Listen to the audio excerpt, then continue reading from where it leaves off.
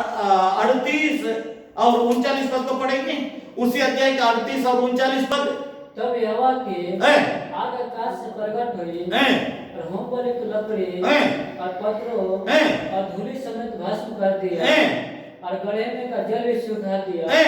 और यह देख सब लोग मुंह के बल गिरकर बोल उठे, यहोवा ही परमेश्वर। बस ध्यान दीजिएगा, अब परमेश्वर के सन्मुख में ये व्यक्ति अकेले रहने के चलते आज एक ऐसा समय आया है कि अब इस व्यक्ति के द्वारा देश में एक बहुत बड़ी जागृति को लाता है।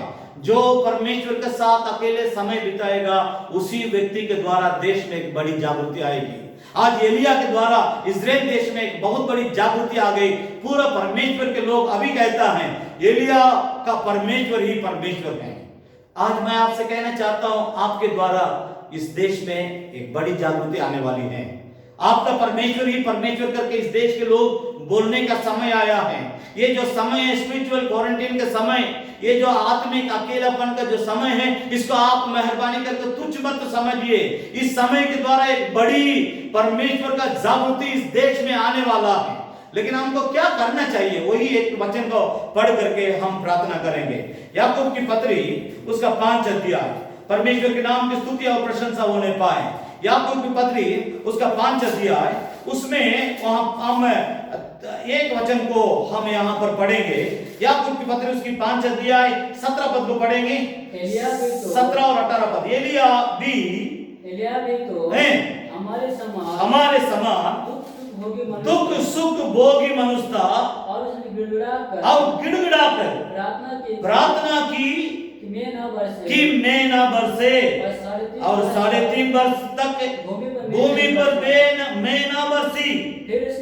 फिर एलिया ने प्रार्थना की तो आकाश से वर्षा हुई, भूमि फलवंत हुई। मैं आपसे कहना चाहता हूं इस देश में इसी तरह एक बड़ी वर्षा होने वाली है। वो ये जो नॉर्मल जो बारिश होती है उस बारिश के बारे में मैं नहीं कह रहा हूं।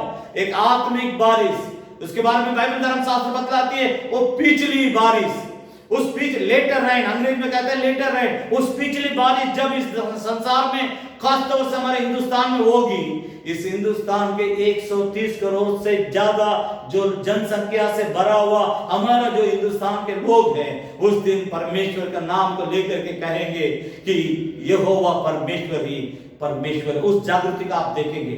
उसी के लिए आज हमें आत्मिक अकेलापन में परमेश्वर रखा है। उसी के लिए हमें आज स्पिरिचुअल क्वारंटाइन में परमेश्वर रखा है। मैं आगे प्रभु यीशु के बारे में अगला संदर्भ में आपको कहेंगे।